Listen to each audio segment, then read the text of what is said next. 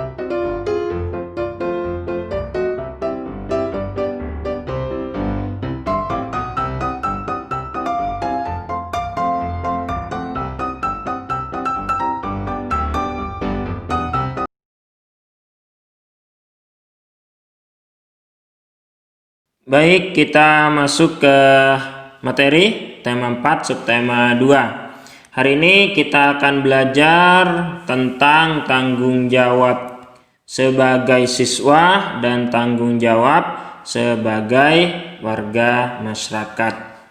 Apa sih sebenarnya yang dimaksud dengan tanggung jawab itu? Yo, apa tanggung jawab? Jadi tanggung jawab menurut Kamus Besar Bahasa Indonesia atau KBBI adalah keadaan wajib menanggung sesuatu. Jadi tanggung jawab itu sikap dan perilaku seseorang untuk melaksanakan tugas dan kewajibannya yang seharusnya dia lakukan, baik terhadap diri sendiri, keluarga, masyarakat, lingkungan, negara, bahkan untuk Tuhan Yang Maha Esa. Nah, begitu. Itu adalah tanggung jawab. Banyak ya tanggung jawabnya. Seperti barusan untuk diri sendiri, keluarga, maupun untuk Allah. Gitu. Tanggung jawab kita untuk Allah apa? Mengerjakan sholat atau perintah-perintah Allah yang wajib. Nah, itu adalah tanggung jawab. Gitu. Selanjutnya, tanggung jawab siswa di lingkungan sekolah. Nah, gimana tanggung jawab kita sebagai siswa di lingkungan sekolah? Yang pertama, mematuhi tata tertib sekolah. Di sini ada tata tertib biasanya di sekolah. Nah, aturan-aturan seperti ini harus kalian taati, gitu. Selanjutnya, mengerjakan tugas. Jadi tugas-tugas yang diberikan oleh Bapak Ibu guru jangan lupa dikerjakan. Selanjutnya adalah menjaga keamanan dan ketertiban sekolah. Selanjutnya nomor 4, belajar dengan tekun. Belajar dengan tekun atau rajin. Yang kelima, menjaga kebersihan sekolah. Lingkungan kita atau lingkungan sekolah kita harus dijaga kebersihannya. Nah, seperti ini. Jadi harus dijaga keasriannya biar tetap bersih dan enak dilihat.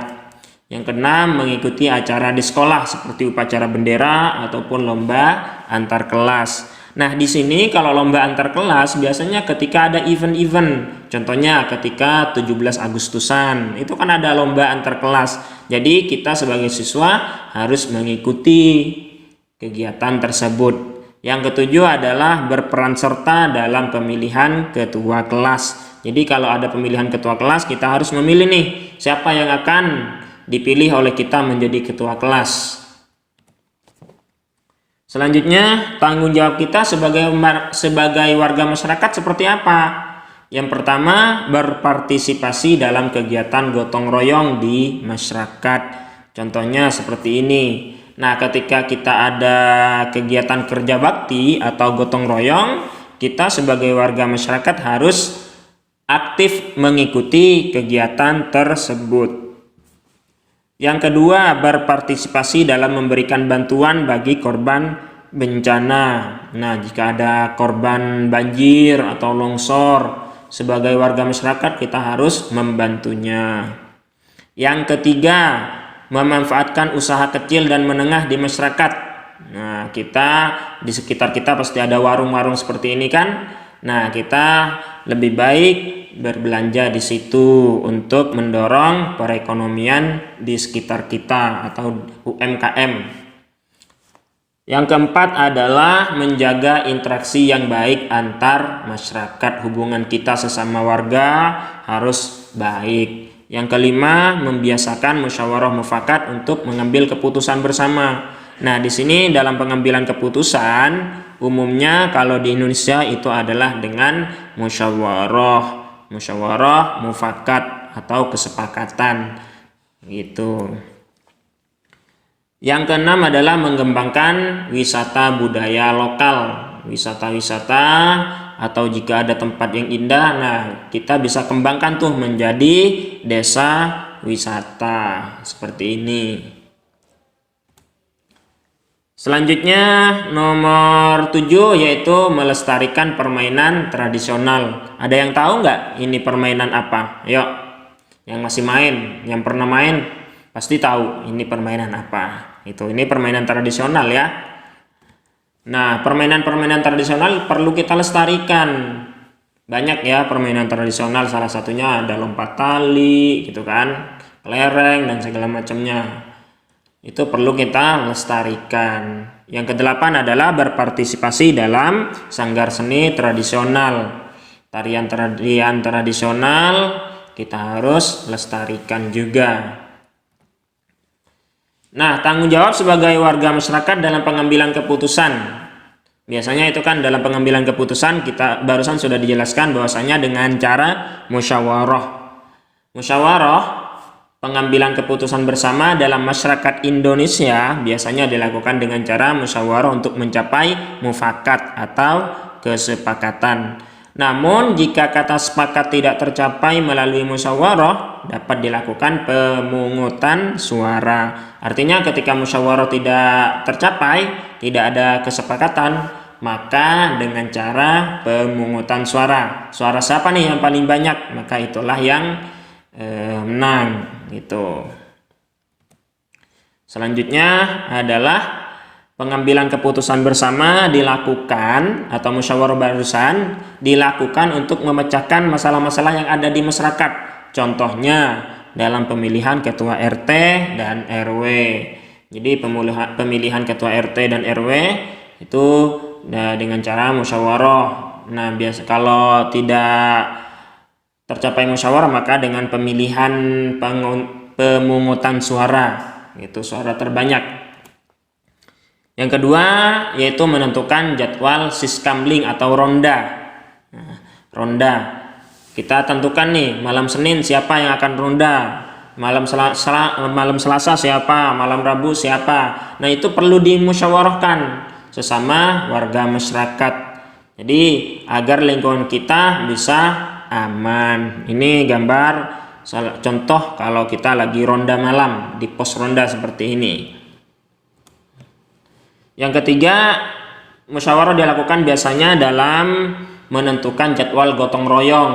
Nah, jadwal gotong royong di lingkungan nih, minggu pertama RT 1 dengan RT 2 gitu kan. Minggu kedua RT 3 dengan RT 4. Nah, itu pengambilan keputusan seperti itu perlu dimusyawarahkan sesama warga masyarakat. Peran serta masyarakat dalam pengambilan keputusan bersama, salah satu contohnya yaitu mengikuti pemilihan ketua RT atau RW.